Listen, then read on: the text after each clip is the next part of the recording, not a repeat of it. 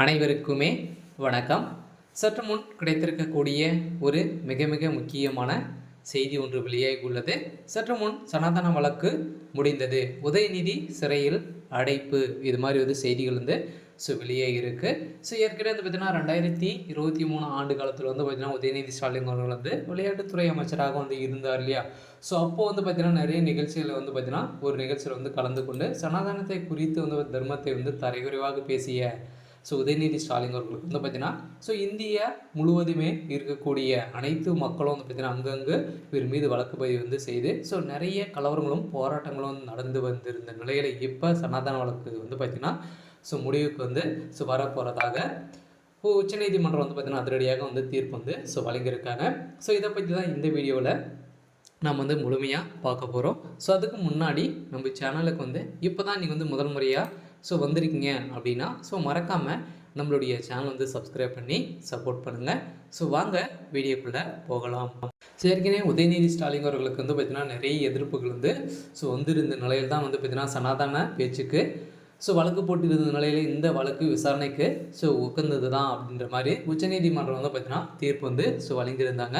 இந்த தீர்ப்பின் அடிப்படையில் சனாதன பேச்சு தொடர்பாக அமைச்சர் உதயநிதி சேகர்பாபுக்கு எதிரான வழக்கு விசாரணைக்கு உகந்தது என தன் அமைச்சர் பதவி நீக்க வேண்டும் எனவும் ஏற்கனவே பார்த்தீங்கன்னா உச்சநீதிமன்றம் தீர்ப்பு அளித்திருந்த நிலையில் இப்போ அதிரடியாக சனாதன வழக்கில் பார்த்தீங்கன்னா இப்போ உதயநிதி ஸ்டாலின் அவர்கள் பார்த்தீங்கன்னா துணை முதலமைச்சராக இருக்கார். இதன் அடிப்படையில் தான் அவருடைய துணை முதலமைச்சர் பதவி பறிக்கணும் அப்படின்ற மாதிரி தான் நீதிமன்றம் போட்ட தீர்ப்பால் இப்போ ஒட்டுமொத்த கதையும் முடியக்கூடிய அளவிற்கு சனாதன வழக்கு பார்த்தீங்கன்னா முடிவுக்கு வரப்போகிறதாக ஒரு பரபரப்பான செய்தி வெளியாகி வருகின்ற நிலையில் தான் இப்போ அமைச்சர் உதயநிதியின் சனாதன பேச்சுக்கு தொடர்பான எந்த அடிப்படையிலும் பதவியில்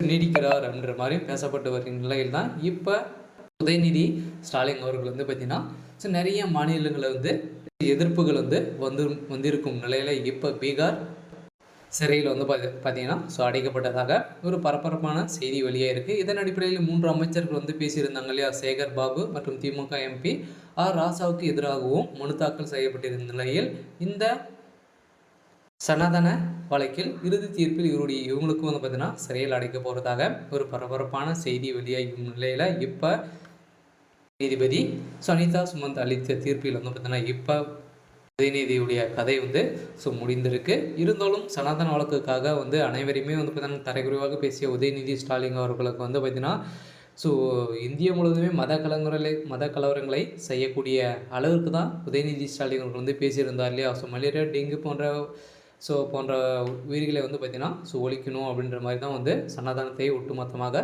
ஒழிக்கணும் அப்படின்ற மாதிரி பேசிய உதயநிதிக்கு தான் இப்போ ஒட்டுமொத்த கதையை முடியக்கூடிய அளவுக்கு இப்போ நடந்துகிட்டு இருக்கு.